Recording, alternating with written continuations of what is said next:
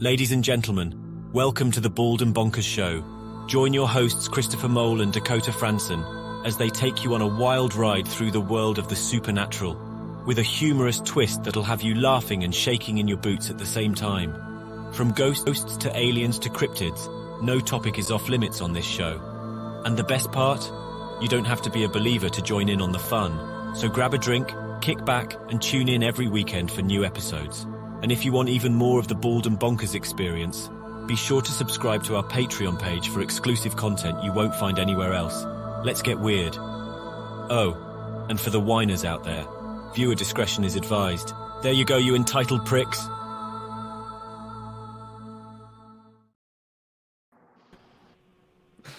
That one gets you every time, doesn't it? But viewer discretion is advised because this show is probably going to get weird. That's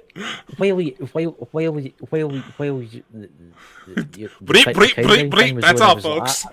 I know. I'm turning into a cartoon. I just can't. I get a reading off Anne before the start of the show, guys, and I'm like, my bed's at the side here, and I'm like, come on, sit and watch with me, and it's get freezing cold right here as I told him to sit down. It's absolutely freezing cold right here. I've said, like, sit down and watch me. That explains the cartoon start of it. Well, hey. I thought my stutter was bad, man. But today we are joined by Ann Bender. You may have seen her husband on here last week, and certainly plenty of stuff come on. And her husband talked up a very good game, and she is already spooking the hell out of Chris. So, Ann, how the hell are you? Awesome. So, for those who don't know you or about your background, can you share about what brought you into this type of thing? How maybe you discovered your abilities? I was born this way, so I was born scaring the crap out of my parents, my family, and describing people that they knew I had never met. They didn't know what to make of it because it was so detailed and so specific that I knew things that nobody could possibly know. Some of these were family secrets. And so it led to a lot of isolation. I actually, when I was a teenager, they put me in a mental hospital. So I'm certifiable. It was there that I shared my story on haunted hospitals because I figured out that I didn't just see and feel these spirits. I actually interacted with them. These were once people, and I, as a teen, had to figure this out on my own, which is why my passion to help families, especially kids, comes from, because I was so alone and so isolated. So now I understand, I'm always learning, but I understand how I communicate, how that connection is made, and I can use that verbally, non-verbally, any age, to facilitate some healing and some further communication within the family. Going forward nowadays, I also am a health coach, so I get to help the living and use my abilities to tap into all of this to help people live longer. So it's not just about the dead, it's about the living as well. Can I ask, how do they come to you? I know like a lot of psychics or mediums will see like outlines of the spirits. Do you see them like me sitting here and Dakota sitting next to me? Is that how you see them? I see them. What I do is I ask them to show me details that help specify whom they are. Sometimes it's a piece of jewelry. Sometimes it's a hat. Sometimes it's a mannerism. Sometimes if it's in person, it might be a smell. It might be a sound. But whatever they can show me to specify who they are to help me, especially if I'm with a communication that's electronic, let me see who you are so I can help communicate your message. Yeah. Is that as vague as mud? Yeah. It's weird because I'm still blown away after the reading you gave me. I really am, ladies and gentlemen, because how you got my grandmother to a tea. I'll do that. You got my grandmother to a tea, and it's fascinating how this all works. Because obviously, like you said, you were in a mental asylum because in those days they treated I know a lot of people that's happened to, a lot of mediums, a lot of psychics that has happened to. They said when they were young, they were little boys. One of them in particular said he could see spirits, and his mum and dad put him into a mental institution for years, just because he could see, because a girl would visit him in the night, sit at the end of his bed. You know? Yeah. And I think that's terrible. I think that's just diabolical. You know? People, what they can't see, they are afraid of. It's not. Yeah. It's not to fault them, but it is that fight or flight. It is that fear factor. When objects move and you can't see the cause of that movement, Yeah. that's where we get called in. And when that happens, it's sometimes as simple, actually many times, as simple as a family member trying to get their attention, going, "I am here. I'm here to help you. I'm here to warn you." In some cases, it's been to warn people of life-threatening physical things. Yes. And they're there to get your attention, to help you in the only way they know how. That's actually quite interesting you talk about that, because your husband that was on last week was telling us about there was a family and it felt like someone kept touching their face. Carbon And you would- monoxide and- house. Yeah. And there was a gas leak. That was a and there different was a- house. Yeah. There were two different houses. One had a gas leak that the family was going to light the pilot light the next day. Totally different situation. Had they done that, they would have been on the nightly news. We called PG&E on that one and took care of the two gas leaks that we identified. The other one was a carbon monoxide house that had that mother not been waking her up each night by doing that light cobweb feeling on her face. Yeah. And she was getting up and she was getting her to open the windows, and that was to save their life. We actually got them out of there with the fire department that night, and it was 3 to 6 months later we got this note just thanking us for saving not only their lives but the young children that were closest to the source. Had they remained even another night without windows open, it was life-threatening levels in that house. That's amazing. And It is. No, it certainly is. And people think I talk crazy when I talk about this. One of the first cases I ever dealt where people were saying, "Oh, it's a poltergeist. Oh, it's a poltergeist." The husband ended up getting smacked upside the face with a coffee mug. It only took me about 5 minutes to realize the reason why he took the coffee mug to the face was because he was abusing his wife, who he was also having an affair with, and it was the mother-in-law saying, "Enough is enough." Yep. Yeah. But certainly, the one thing I have noticed, and I know quite a few other people who've seen it too, is ever since the pandemic started, it seemed like there has been a shift where more and more people are starting to realize these things. What's your take on that? I'll never forget sitting before going into work. I work in the hospital. So the pandemic, Ooh. I lived it. Up close and personal, baby. I remember sitting in the parking lot when everything had first shut down here in California, and the absolute quiet on every level. It wasn't just us. It was on the other side. Was deafening. And for me, it was nice. I'll admit, to sit and not to hear the other side for a while and have that break. While I can turn it off, I have to turn it off to not have to just hear the silence. I can't really describe how it is. If you are like me and you listen to the constant noise that you get without turning it off, to hear the silence, it was louder than any spirit screaming in your ear or any banshee. Yeah. That must be quite interesting working in a hospital with your abilities. Oh, yeah. Oh, yeah. Yeah, Or because obviously, yeah. I've had to bring people back to their bodies so that the family members could say goodbye. There's a few nurses that know what I do. And one day I heard the lady behind me. I knew she'd passed in the ER of a heart attack. And I went, "Oh, you don't know you're dead. And you have a little dementia. Let's get you back to your body so that the daughter can say goodbye." Because I know she's in the room right now crying her eyes out. And you're not listening because you're confused. I bring her back, and the nurse goes, "We didn't call you over to do an X-ray, Anne. It's already taken care of." I said, I know, I'm bringing her back to her body. So she goes, put her back. Put her back. I said, that's what I'm doing.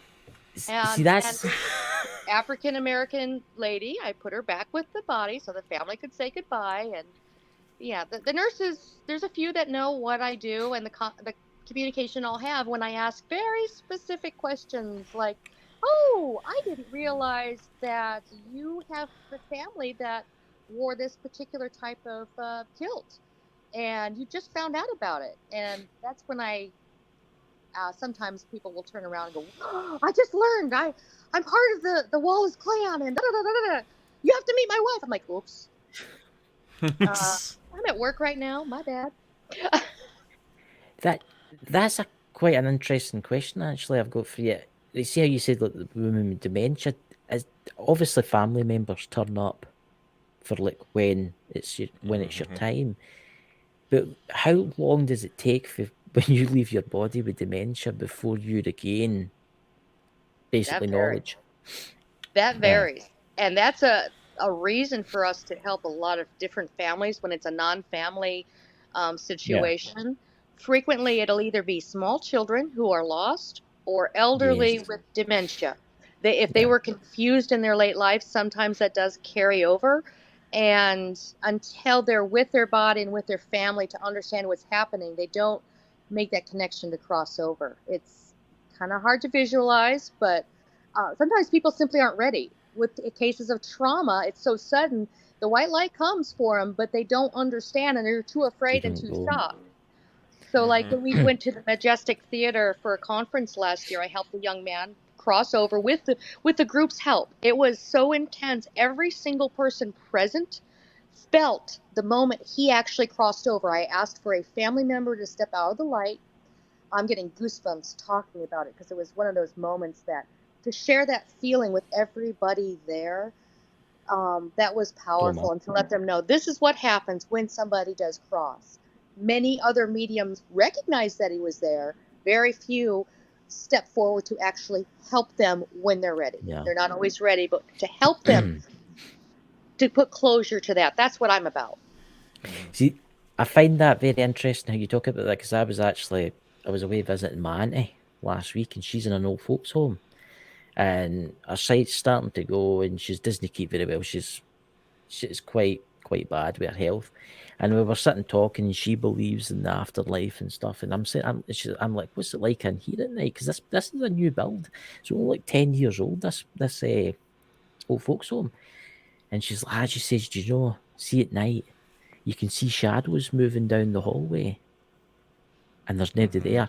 And one of the nurses come in, and she was like, tell them what happens, and I'll be sitting at my desk at night, the night shift, and I'll see like doors creak open and as if black shadows move. And it makes me wonder, because I asked her, I said, she's only been in that room for maybe a year and a half, and I said the woman that was in it before her died, and it makes me wonder if she had dementia, if she didn't cross, maybe that's what the shadows are. Maybe that's old people that's still trapped in that building because they were afraid to get into the light. That very well could be, and that's not uncommon. People are afraid of dark shadows. They think they're demonic, when in fact it's just the absence of light. Spirits can present in white shadows, colored shadows, like the Woodland Opera House. They can be dark shadows. A demonic entity is something totally different with never living. It is a whole different feeling to it that is very nauseating and sickening, and I won't go much into that. That's not what we handle. I refer those cases out as they're not safe for our family. I have a young daughter, and we don't handle those things. I go to a lot of locations round about Scotland, and I don't know if I've got guides with me. I think my friend, my housemate Robert, as I call him, comes with me. And there's been situations where I've seen something. I've seen something. I thought to myself, oh, look at that. That's really interesting. I should go down there. But then there's something in the back of my mind like, don't go in there. Don't. Leave it. Bingo. Yep. Go round about and just go to the other side. You'll see something nice there, but don't go in there. And I've got up to it, and I thought, nah. And I think it's them telling me, there's danger in there. Plus, there's something else lurking in the darkness. Yep. And those tricksters, listen to your gut. This is a profession that is not treated serious enough. There's certain tragedies throughout our profession that have happened because people don't respect. Yes. And that's very unfortunate. It's in the ghost hunting community, especially a lot of the bigger YouTubers that deliberately try and piss off the spirits. I don't like that. I don't like the way they treat them. The first thing they do is they burst into the house and start spouting off language to them. It makes you wonder, because some of the spirits, the nice spirits, will just be sitting there, maybe watching the TV with the and these people will burst in and start like shouting and screaming a little bit. What's going on here? What's going on? Yeah, you treat people just like you treat spirits. How you'd want to be treated. How would you treat your family? May I speak with you? Will you show yourself for the camera? And that's why I've gotten so many apparitions. I've asked them in my head, please show yourself. I'd like to show other people that you're here. Will you? And sometimes they'll say no, and that's fine. I respect that no. But other ones will show themselves. No flash. Don't use a flash. You'll burn out their presence. But use a tripod or somewhere to hold the still, and you want to take at least several pictures in a row, because sometimes they're moving so fast you may just get that blur, white blur, dark blur, colored blur, and sometimes in the middle, from that orb to mist to apparition and back again, you'll catch the whole series. And that's what happened at Woodland Opera House. People brush that off to this day, but I saw it with my eyes. The people on either side of me saw nothing. Nobody was there. This was at noon, wasn't at night. And there she is. She was a Catholic schoolgirl who had graduated there. And to this day, I don't know why she stays in the Woodland Opera House, other than perhaps Mr. Porter, our firefighter, who also resides there. He's actually shown up in a green light interacting with my dowsing rods on video. I don't know if my co-host Dakota's looked, but I'm actually on your website now. And I've got it up on my phone because that's to ask questions, you see. And I'm actually looking at the opera house right now, and you can see that she's got like a blue top on. Yep. And is that a black skirt? Yep. And you can see her hand. And her you shoes. Can see her head. And her glasses. She's turning her head. We tried to reproduce it. Our debunkers work with us as sensitives. We use every tool in the shed. We've tried to reproduce this picture. It is not possible to reproduce it. That's amazing. See, I thought she was going in this direction, but now look at it. She's actually coming in this direction towards the seats. No, back the way. That's weird. That's so amazing. I asked her to show herself. She did. And she's always shown herself as a blue orb in that same shade of her shirt. Every time I've been there, in every picture at the Woodland Opera House. So I always talk to her and Mr. Porter, who was there. He was the first fireman in California who perished in a fire at the Woodland Opera House. And he protects it to this day. Guys, if you're listening to this in the podcast, the links will be in the chat, but the links will also be below the live tonight, the video. You need to check these photos out. I mean, this is... They are. I like the ones that are like a thermal image. It's like you can see the cold spots, the hot spots, but you can see she's walking. It's just she's walking out. That's just that gives me kind of goosebumps. That does, doesn't it? That does give me kind of goosebumps. That, you know. And then there's the orb in the stage. That's within milliseconds. She went from the ceiling as an orb to mist to the apparition to back up the other direction as an orb again within seconds.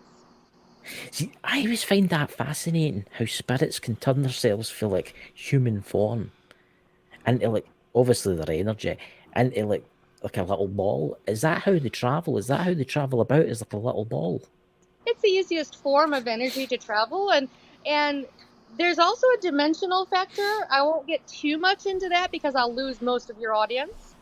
But if you touch on UFOs and that whole connection, there's the same wavelength. And I think the best description as far as the UFOs and dimensional is what the professors are doing in Utah. I would love that frequency they're using, that dimensional frequency, and how they're communicating. While there's a particular danger to it, I've run into it here in town on an investigation as well, and have heard it and interacted with them.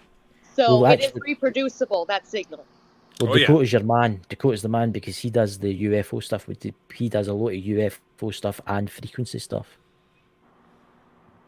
I have cases where I'm working with them now who are dealing with it in their own right, and it's a very challenging situation. We're still trying to figure out ways to help because it's simply out of kind of like a demonic situation where it's out of our control, it's out of our power. This same thing.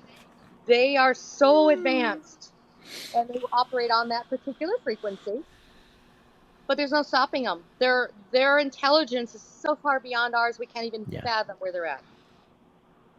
I see you've been to a location that's on my bucket list, and I think it's one of the most haunted places in the world, is Alcatraz. Oh, yeah. Oh, yeah. I have an apparition from there as well. My mother-in-law actually told me to take that picture. I was about to say, what, your mother-in-law was in Alcatraz? Whoa. No, but she had family that was incarcerated there, I'm sure. No, she came with my husband and I on a visit. In front of the warden's house, where there's no land below, was an apparition standing, because there used to be ground there, of a soldier in a very heavy wool attire, hat. He's there 1 second, he's gone the next. You can see that he certainly is there. But again, where he's standing, there is no ground below. But when he lived, there was ground there. He's still walking the same plane in that time. So it was not an interactive apparition. It was just a ripple in time. One of those situations like at Myrtle's plantation. It just is a loop. It happens over and over. We happened to be there at that moment it was happening. And he's standing right above, because below is where all the prisoners were kept originally in the old portion of the dungeons. That's an intense place. I'm looking at a photo of the noon. I don't know. I'm just attracted to it off it, and it's like a set of stairs with a white wall, and there's like a chain at the bottom of the. I'll show it really quickly, if that's okay. That one there. Oh. Right, and I just don't know. There's like, I don't know. I'm drawn to it. I don't know why I'm drawn to it. That would be something where in between the apparition and the orb, you have a mist like where it just kind of drags like that. Yeah. So on either end of that, if you ask them to please stop, show yourself, will be when you can get that apparition image. There's on the website, there's a lady, I normally discount mirrors, but this one, it wasn't until 5 years after the investigation. And I had described the lady's mother. The lady living was there in a red shirt. She's very hard to discern in the picture. The lady in black, there were no pictures of her. She was the stern mother I had described. She shows up clear as a bell in the mirror. Yeah. She did not like me describing her at all. Mm-hmm. The energy that's in that prison is intense. I mean, obviously, I watched the film that Escape from Alcatraz, and it makes you wonder: did those men actually make it? Do you think they made it, those men, or do you think they were maybe drowned in the sea? The men that escaped Alcatraz, you mean the ones that actually escaped? Yes. The two brothers did. They made it. Yeah. They made it. Yeah. They made it. They got to freedom. In fact, they've actually shown proof of it. The family knows about them for having survived. We may be doing an investigation on Angel Island with a different project. I haven't got details yet from it, but there's another project to help prove the paranormal.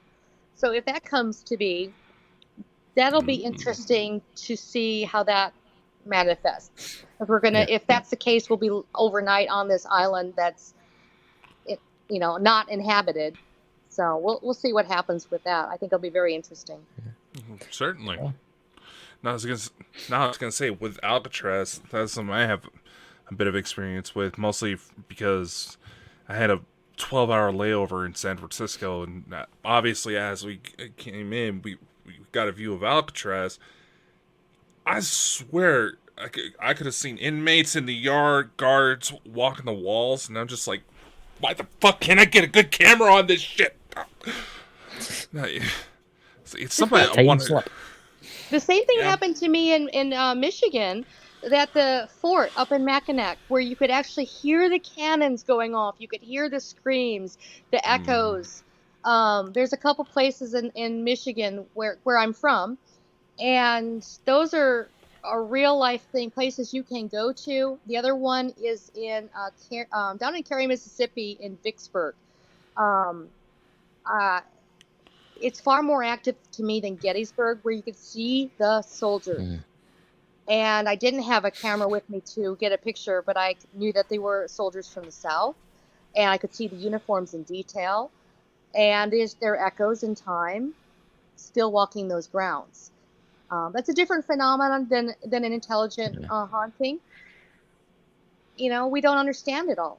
And anybody that says they do is full of it. They're making it up because we really just don't understand. It's just going back really quickly to Alcatraz. Did you ever come across any spirits that thought they were still in jail? Yeah, unfortunately. Yeah, there's a couple places I did not like going into because they were still held in there. Yeah, it's something where until they're ready to cross over, they're not going to change, and that's free will. They're allowed to stay stuck as long as they feel that they're deserving to be there. See, I always find that interesting. It's like my house guest Robert. I mean, he's obviously crossed and then he's come back again, right? But a lot of people tell me that you have to you can go back to the spirit world and then you can choose to come back. It's weird that so can you basically stay on this plane existence forever if you want? I wouldn't be able to see them in their plane if they weren't able to come back and see me in mine. It goes both ways. That's why a medium walks in both worlds, literally. And I have to be careful how much time I spend walking in that world. And some people become very ill, physically ill, because they're not turning it off. They're not taking care of themselves. That's where my health coaching comes in, learning how to ground, how to take care of you as the living. I need to do that. I can show you how to ground. You could show them all you want. Getting them to actually listen and follow through is the problem. It's getting me to do it. It's getting me to do it because I do a lot of the stuff with Dakota, with the alien stuff and all that, and it is overpowering. It is overpowering. And there's times where I imagine myself as like a tree, and the roots going into the ground, and I try and ground myself and stuff. And I've got crystals there. And sometimes. What crystals do you have? Oh my god! I've got a big shelf. I've got loads of them. Black ones. Too many. Ones. You have too much quartz in there, hon. That'll do it. Too much quartz. No, that's not a grounding stone. No. Hematite is going to help you ground, but it has to be the right one for that purpose. Right. So if you stand with the stone, holding it away from your abdomen at your belly button level, feet shoulder width apart, close your eyes. You're going to pull that stone to your navel. You will feel yourself pull backwards or forwards. If it's forwards, that stone is what you need to use. It's for the right intent. Hematite is fantastic for learning how to feel the weight of grounding. And it's a heaviness that's good. It brings you back to earth. Shungite is another one to block the EMF. It physically does block the EMF, and it helps quiet things down. My husband wears it all the time as necklaces, as bracelets. Takes care of his headaches. I'll need a big one. I'll maybe do that. I'll maybe go online after and see if I can find some, because it does get a wee bit too much sometimes. It does. I put it by the bed so you can sleep better. Yeah. Shungite has an 8-foot working radius, depending on the stone size. So if you find actual shungite, it must be from Russia. But it has about an 8-foot working radius. Fantastic stone to give yourself a break. Figures the Russians would have it. Why it's so I do. expensive right now. I will admit, as I look over there, I can see a lot of like quartz stuff. I do Get have a rid of look. it in another room. Don't get rid of it, but don't place it all together. Quartz enhances stuff. It's a megaphone, and too much in one spot It's is just so Oh, yeah. overwhelming. weird. It's just Why do you think the Stanley Hotel is so active, man? It's built of It's- quartz, man. yeah. It's built on quartz. Built on It's- quartz, made of quartz. Oh, so jealous when my family break went it- there and I took will- me with. Didn't take me. It's like I'll break it up bastards. tomorrow. Been to I'll the break it up Stanley. tomorrow. Been This- there. Yep. Oh, the Incredible Stanley. location. We actually have video of Todd Sheets that was with us where a spirit was grabbing his hindy. There's another situation on the USS Hornet where one was grabbing my hindy. The sailors do get frisky, I found out. And of course, Waverly, my husband spoke about the death tunnel. We spent time in there. But inside, just coming up to it, I got out of I was the one. They sent me out of the car to open the creaky gates in the pouring rain. And I see Waverly in the distance and going, what the hell am I doing? Oh, I get back in the Waverly car Hills. going, I've got 2 days of this with the Taps family, and oh, what have I done? What have I gotten into? They stole an earring from me. It's to this day in there. I had to go by myself in there to go get it. They kept it. I can tell you during sunrise by yourself, even scarier. As far as that intense heaviness and feeling watched, and by yourself walking through there is off the chart. It's Do not provoke them there. They will throw you. We watched somebody get thrown 5 to 6 feet in front of us because she provoked the spirits there. I find it funny Yeah, after guys. you mention getting rid of the Hear my quartz. weird voice. Chris's signal's also depleting. Yep. The Tina, weird, who took me into the X-ray maze at Waverly Hills, because I tend to sometimes walk where things used to be and not where they are. I end up walking right into the walls. She goes, "Well, the X-ray maze used to go that way. It doesn't anymore." So I've known to. I'm actually why nobody travels alone in places, because I'll walk off yeah. steep embankments into walls, walking. Been where there, things done that. used to be. The Waverly Hills one. I mean, that's just going to be wow. I That love Waverly. place. That place is like the deaths it's been in there. That must be intense, and there must be some amount of spirits that are trapped there. There very much are, from kids to all ages, but they're also, some of the Waverly spirits are trapped at Mammoth Caves. We were also there, and many people don't realize, back when they were trying to figure out TB, they took many of the sick to the Mammoth Caves because it was wet and damp. And Yeah. as you know, nowadays, that's the absolute worst thing to do with somebody who's sick with TB. Yeah. So many of the Waverly patients perished at Mammoth Caves and are still there as well. God, I just the you the imagine? energy that must be there. I mean, Dakota, when are you arranging a trip with Bald and Bonkers to go to the Waverly Hills Sanatorium? When are you gonna help pay for the tickets? Don't That's make all me right. go all the You're fucking already in the way. United States. I'm in Scotland. You know, bloody up the hills and But stuff it wouldn't like be that, you know? Bald and Bonkers without I us know. both. I know. I mean, especially tie you up and leave you in a room for the spirits to come in and experience you. You know, Yeah, which that opens up way too many things. You know my history. I know. But here's an interesting question for Anne. What advice can you give to young people in today's generation dealing with like spirit boards and stuff like that? Don't play it. I know they advertise it as a toy, but please, it's not. It really does Yeah. act as a tool. For those that know how to use it, it's a tool. But it's definitely not a toy. And if you do not open and close that portal that you are opening with those boards correctly, you can invite accidental, horrible things, and not mean to, not intend to, but you will. And I can't tell you how many, especially young Yeah. college kids, we have had to go in and help out after they used the Ouija board and were drinking and having parties. It's not a toy. It's just not. See, I know people can get attachments, and that could ruin the rest of their life. Yes. I mean, I know Oh, people. yeah. I know people that have done it, and I've told them you should not have done that. And I've met people. I've walked. There's a beautiful 12th century graveyard just down the road from me, and I've walked through there and I've found kids playing Ouija board in there, and they don't think, because it's not just that. There's got a lot of like graves in there, mostly children for like the 13th, 14th century, and it makes you wonder what darker spirits are like wandering outside for someone to open the door. It's just dangerous.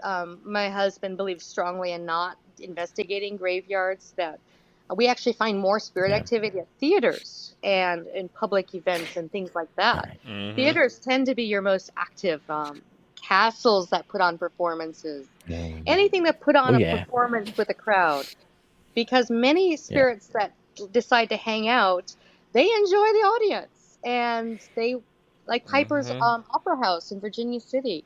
Mrs. Piper is still there, and there are other people who accommodate her.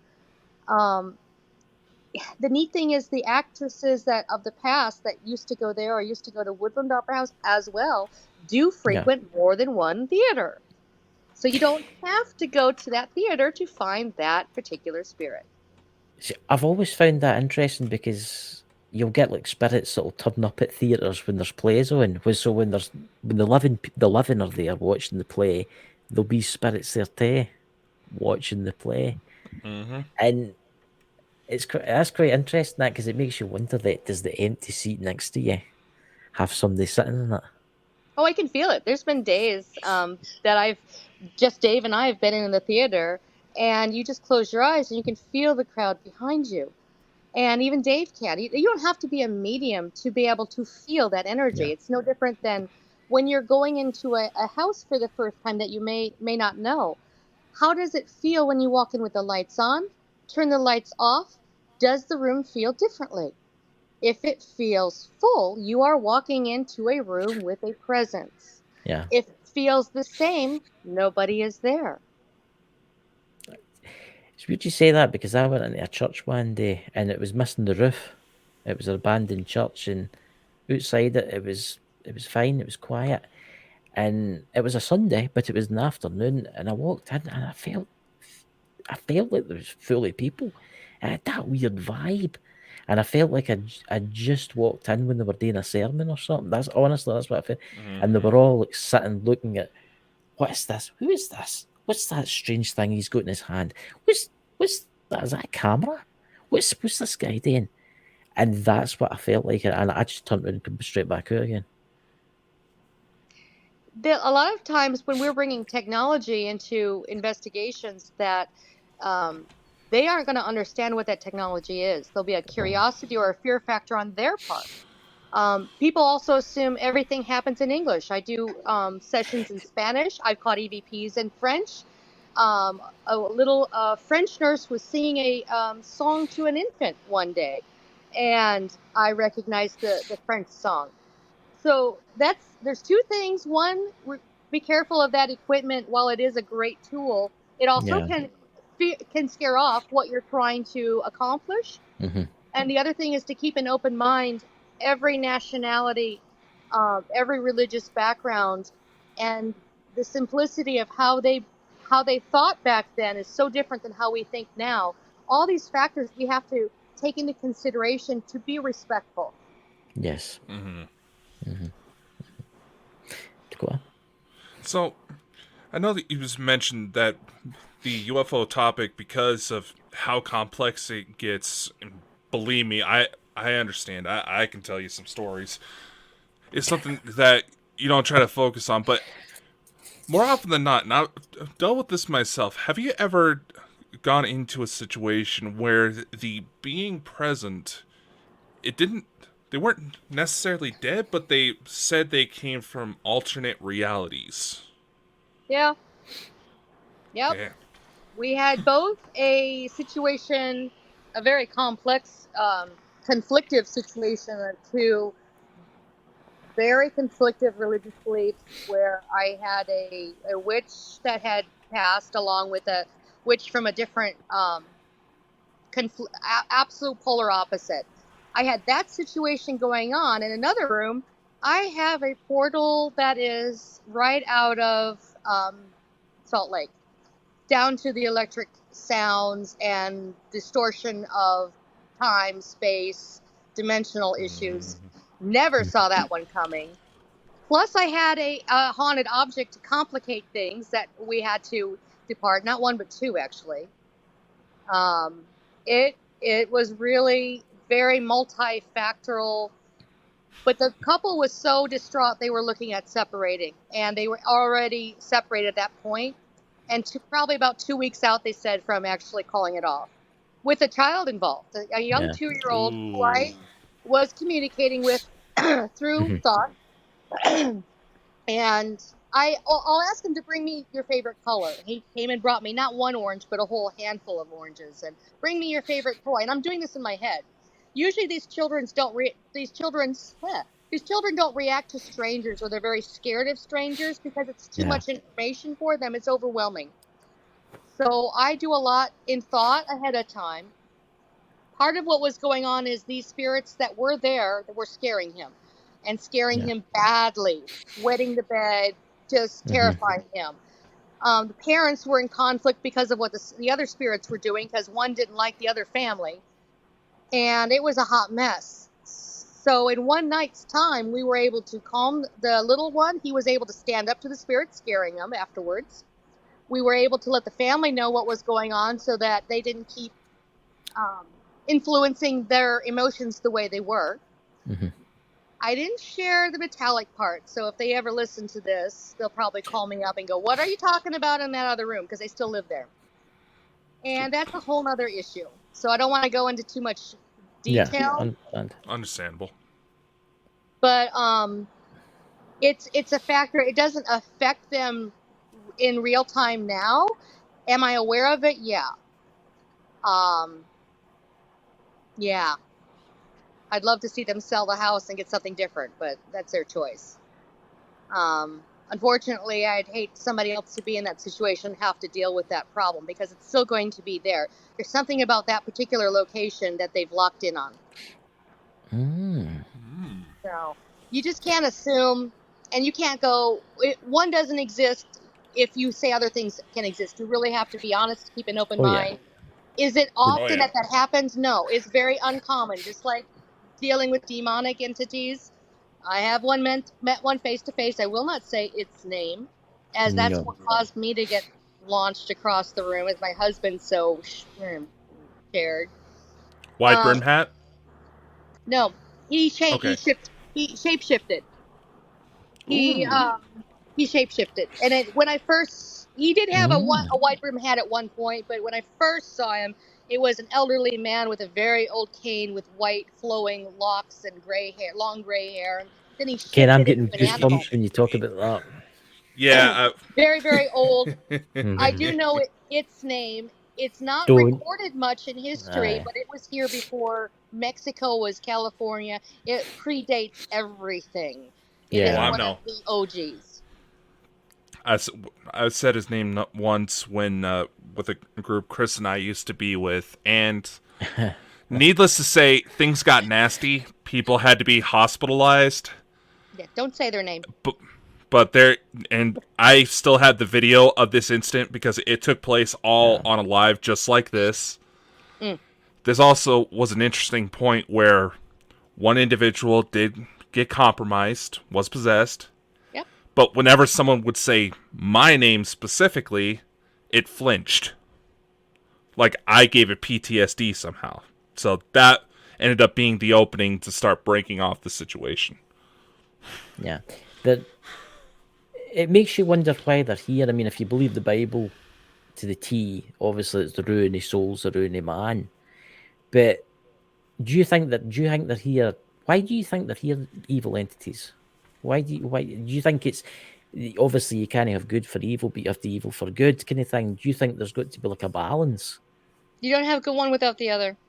Right. Well, my religious preference is Methodist by birth. I also embrace my husband's Native American background, and I've reached a personal balance that's for me only. I have great respect for all religions equally. What matters is when somebody has a religious choice that they believe in it, and that is theirs regardless of what it is. And that they honor whatever it is that, protocols it is when dealing with spirits. It's a very touchy subject for many people. We don't judge. And if they're an atheist and that's their choice, we don't judge. We're going to go in and use what tools we have to help them deal with the situation, because we're only there for a tiny minute in time. Our job is to give them whatever tools we can and our knowledge in that background, in that religion. Sometimes we have to call in an expert in that religion. We might have to reach out to the Catholic priests if it's something that is of demonic nature and turn it over to them. They're the best suited for demonic situations. There are also particular professionals in the field who can handle it, and I'm not saying they went online and found out how to do it. Not to say that somebody can't learn that way, but there's way too many people that call themselves priests that simply went about it that way and have no real life experience and mentorship by another. And that's the key component, is that mentorship quality. Yeah. Cool. I'll say myself, I've been in situations now. Mind you, I'm a bigger guy. I'm 6'7", somewhere north of 300 pounds. Every time I get on a scale, it airs out, so I'm not 100% sure. There was a case that got pretty nasty pretty quick. The person believed that they may have had something tailing him, and the more we got into it, he ended up being right. I'm going to avoid saying the thing's name. Thank you. It ended up going into full-on exorcism, but before the thing got completed, the thing bailed. It attacked me in my own bedroom, picked me up by the throat, pinned me against the wall, and started trying to choke me to death. It had no... Like I said, I'm a big guy. This thing did not struggle to lift me up. Do you understand why it did that? Mm-hmm. To let you know how powerless you were against it. It tried to catch me off guard, but I was able to fight back. Next thing I know, there was a bright flash of white light, and the next day my neighbor came out asking me what happened because she swore she heard a slaughterhouse coming from my house. And our houses were like 3 feet apart. Even her dogs were nervous to come around me. You have an angel. That was Archangel Michael that stepped in on your defense for that one. Straight up. Yeah. Now, I want to add on the topic of angels, for people that embrace them, be very cautious. You need to be as respectful and careful with them as you do demons. They are as powerful as demons, and they can inhabit you. And since they were never human as well, they can kill without meaning to. Oh yeah. I've heard about that. Please, guys, don't think, oh, it's an angel. No. Just as dangerous. Both of these entities were never human. Please respect that power and that fact that they were not real. They were not human real. They are their own thing. They're their own dimension. They're their own, no different than an alien that operates off of its own higher level of education. And yeah. Did somebody speak there? Yeah, I've been hearing voices on and off this entire time. Agreeing with? Was somebody agreeing? With the case of Michael, there's quite a few sources, and we have a friend of ours Craig Campobasso, he's casting director in Hollywood, but he's well known within MUFON. He has Extraterrestrial Species Almanac.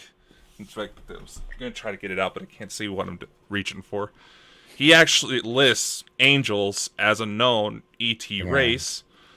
And some of the MUFON investigators that stepped up because they realized there's a lot of weird situations in my line fully believe that Michael, in a way, may actually be an ancestor of mine.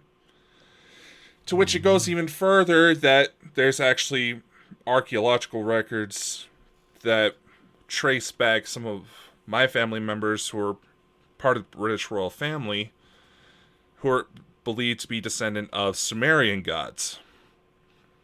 So, like I said, there's a whole big mix and a lot of weird stuff that you have Sumerian ancestry in you. I don't know that you have actual familiar relations. However, the Sumerians have a connection with Michael, and that's why Michael came to mind immediately. But you do have Sumerian ancestral in you, and that's why you get along so well with Christopher. There's an interesting connection between you as well.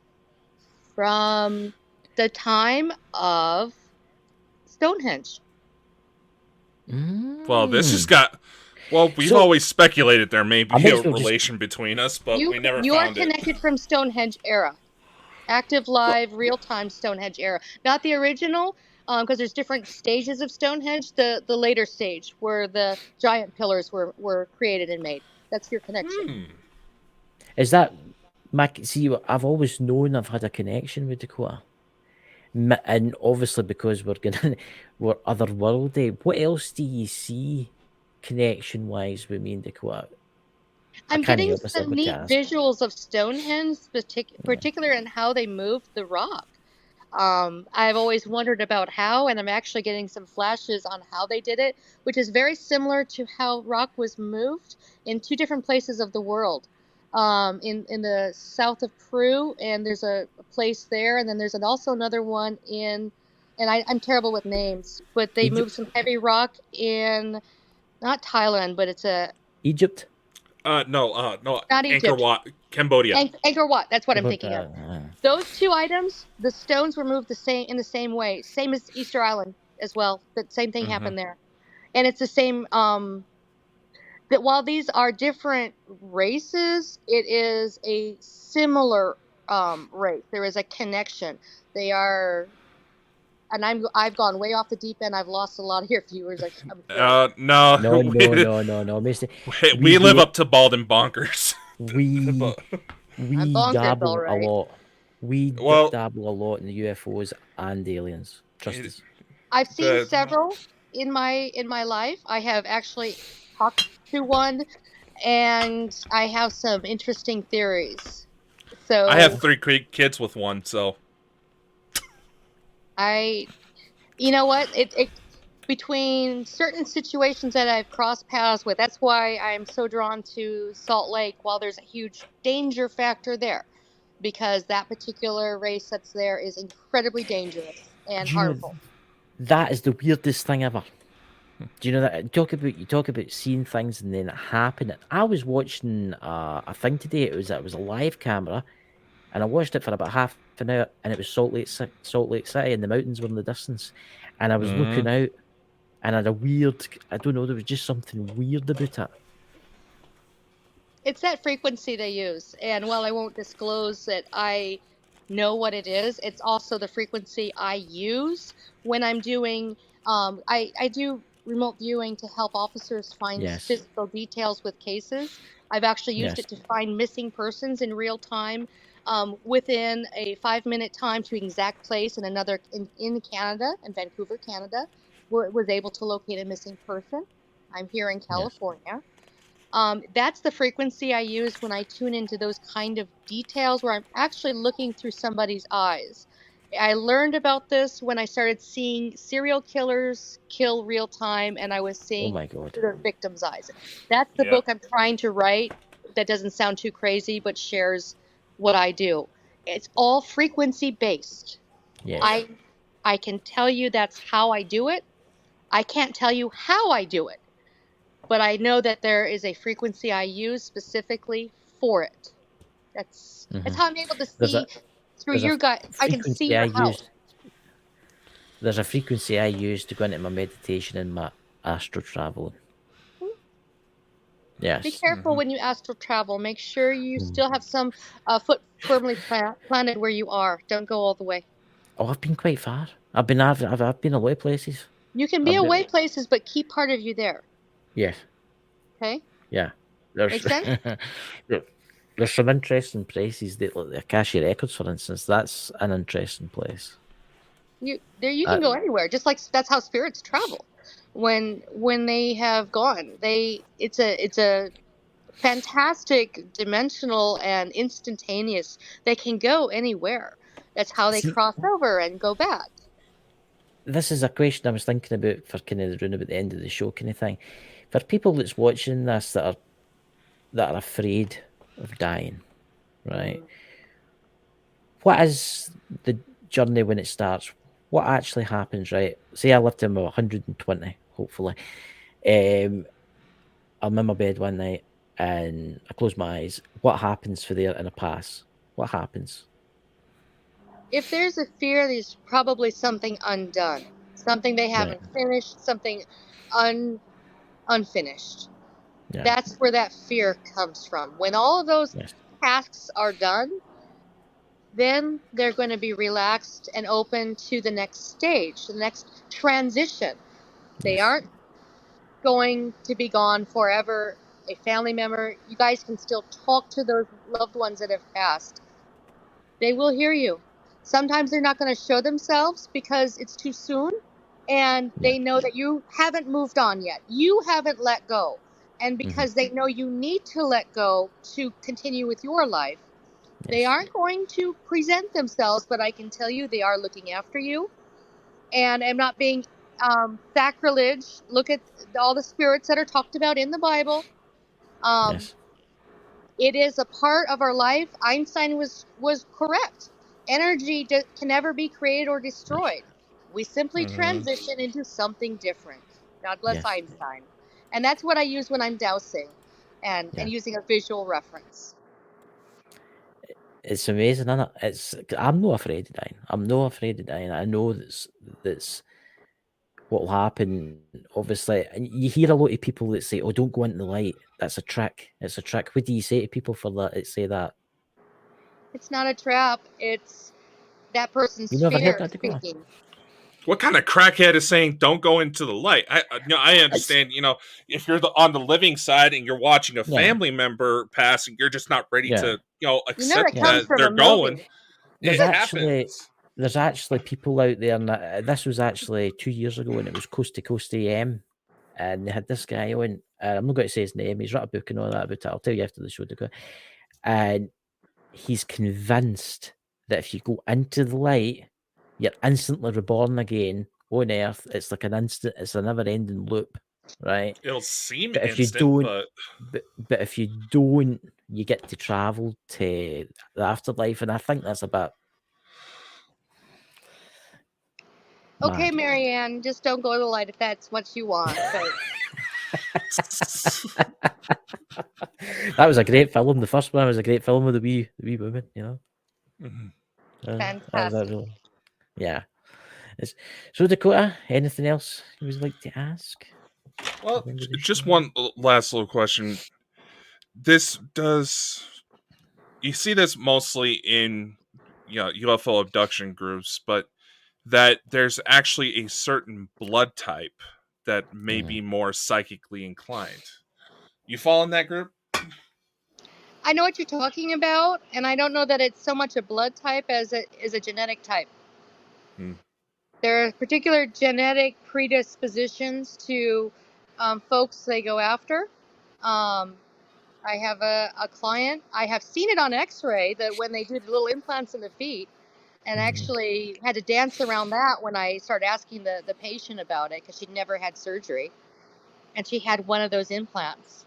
So there's a definite type, but I wouldn't say, I don't limit it to blood type. It's a genetic type. And it has to do with their original genetic splicing and the fact I feel they had a hand in who we are today. They continue to help us evolve. Those of us that are psychic and mediums are the next evolution from that. I think everybody to some extent has that ability. But it's a genetic factor beyond what our science has quite been able to pick out.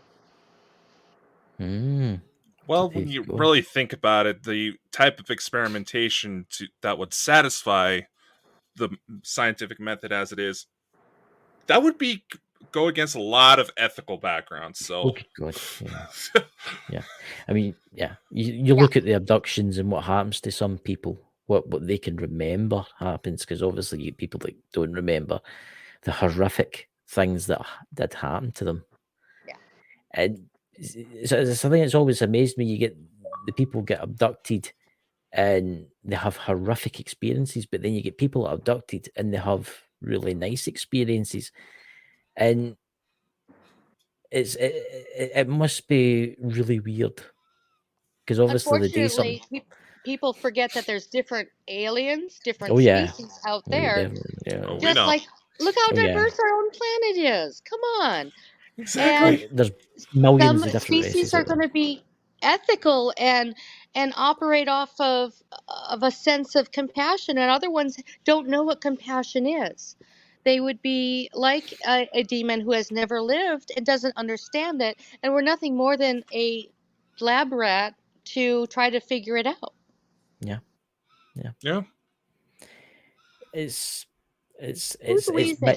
there's a strange word. It's mind-boggling. You're hearing What it too, huh? happens. Who's It's- yeah, you have somebody wheezing. It's okay, it's you. It's Dakota. Yeah. Your background, you have somebody in that doorway who is really wheezing.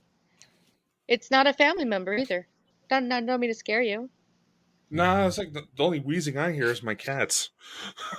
It's like, There is somebody that you see behind them now and again, because I've seen them moving It's about. gone now. It's gone now. Aye. Yeah. But I heard yeah, it's like, shit, a they saw wheezing, and me. it was a male wheezing.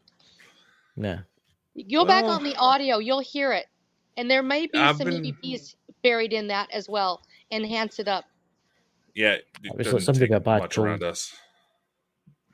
Or they smoked a lot based on, well, previous owners of the house, I do know that apparently they were hoarders and they had to do some serious cleaning, and we're still finding little bits of stuff that got broken in the yard and just didn't get noticed. But I don't know. It's like, I'm not fully sure on the history of this house, but I do know that the previous one did put in a ramp because the ambulance got called in so many times and she wasn't very mobile. So There it is again. Yeah, you go back and listen to it. You got some Yeah. audio stuff in the background, Dakota. I heard that. Too. never fails. I heard that. Never fails. Well, I would like to thank you, Anne, for coming on the show. It's been absolutely fantastic. And I would also like to thank you for the wee reading that you gave us at the start of the show before, obviously, the live. Dakota, would you like to? No, thank you for coming on. We got to get you back again sometime. This was definitely interesting. An hour isn't enough. Aw. You're we'll both get you back. a gem. I enjoy you both, and thank you for the visual you gave me of Stonehenge and how the stones were moved. I've always wondered that, but I do find it funny you did mention South America, because my mom, she actually just did a DNA test just because of how this family situation was. There's a lot of gaps in our knowledge about who all we're related to. We actually just found out that apparently we were related to Mummy Juanita. And for those who don't know who that is, that was a 14, 15-year-old girl that was found who was believed to have been part of a human sacrifice during the Inca Empire. Apparently, there's certain DNA markers that we have, and to where she's technically a relation. And why that she's such a fascinating subject is because she's one of the most well preserved because of where she was found. So I didn't expect to see that. I knew about like Germany, Scotland, all that. I didn't expect South America to come up in those. See, that's quite interesting. That has to do with your Sumerian background, my friend. It's all the same. That's where it crossed the lines. There's a certain abduction situation where I may have met Enki himself. So that's something we're already exploring. Keep going. You're on the right path. Yeah. We'll definitely need to get you back again one night and make it a special show one night. Maybe get a couple of other people on too. And I think you don't know what strange things could happen, don't you know? Definitely run some recorders in both of your studios while it's going on, and I'd love to hear that breathing that's going on from her. Yeah, she's got an oxygen tank and the whole deal, but she's wheezing pretty good. That's why the ambulances were always there for her. Well, the main reason I know about the ambulance is because my mom, she actually is a 911 dispatcher, so she already had a pretty good history of the house before we moved in. All right, and you just right before that, go back and listen. You have 3 syllables that were said from her. I thought she was still alive. No. No. I'll have to look into it. Now I'm curious. No, she actually just spoke. You actually have an actual EVP beyond what the wheezing was. And she'd maybe help her cross the quota if is she across already, or she wouldn't really have an oxygen tank if she had been crossed. Would she? I'm not. Hopefully not. She's curious. She hasn't crossed over, and she doesn't know how. And Dakota, you can actually help her on. If you want some help afterwards on how to help them, it's a pretty simple and straightforward thing to do. It's just scary to do your first time. You want to hydrate well and rest up well. I know. It's not going to be my first rodeo. I've dealt with possessed objects, and ironically, the first ever haunted doll that ever came my way, the spirit that was attached was a 30-year-old woman named Dakota. So that was a little awkward. Hello. Well, she's just as curious. The fact that as you are, and boy, you have a lot more abilities you've not tapped into, my friend. You're not listening enough. That's actually we have our friend Elena Denon. She's one of our favorites. Real big into UFOs. She's actually the reason why I found out about the Sumerian connection was from one of her latest books. She's been helping me on and off because not only do I have this body connected on Earth, apparently we actually found a paper trail that proves that I was an officer with the Galactic Federation that helped with rescuing abducted children. We know this because I've actually found one of the kids we saved. And even she said that because there's that direct connection to Enki, I can pretty much tap into just about every psychic ability that we know of. And then some. And then some. It's like, so my assumptions when I was first noticed my abilities about potentially turning into an X-Men are slowly becoming true. Well, you get your one-piece suit there, Dakota, that you can just jump in there, When you disappear, we'll know where you went. Yeah. Oh, they keep bringing me back. Come for me first. I don't like it. No, I actually have a sleep recording app that I run at night sometimes, and I've caught their voices about who comes to get me on tape. Yeah. Very metallic-ish, but in a different language that doesn't exist on this planet. Yeah. I have recordings of that from that investigation. Same things from. That's why I keep referencing Salt Lake. In Utah, and I say Salt Lake, but it's just that area. It's not Salt Lake in particular. But there's something about Utah, though, that particular land and that area facilitates a need for. There's an energy source that they're actually harvesting there. That they can. There's certain bases that come out of there because there's been a few times where I've had UFO sightings and the craft were coming out of Utah, so that doesn't surprise me one bit. And the other place is Antarctica, where they actually habitate. So Antarctica and so in the Utah area. The first sighting I had was driving from Montana towards Utah on that path around 4 a.m, and I watched it fly through the air and stop and zip off a different direction 90 degrees from that at a non plane object ability. I went, oh, so that's how they get around. I find it quite interesting about how you're talking about Stonehenge because my father's side is from like England. Obviously, my mother's side's from Scotland.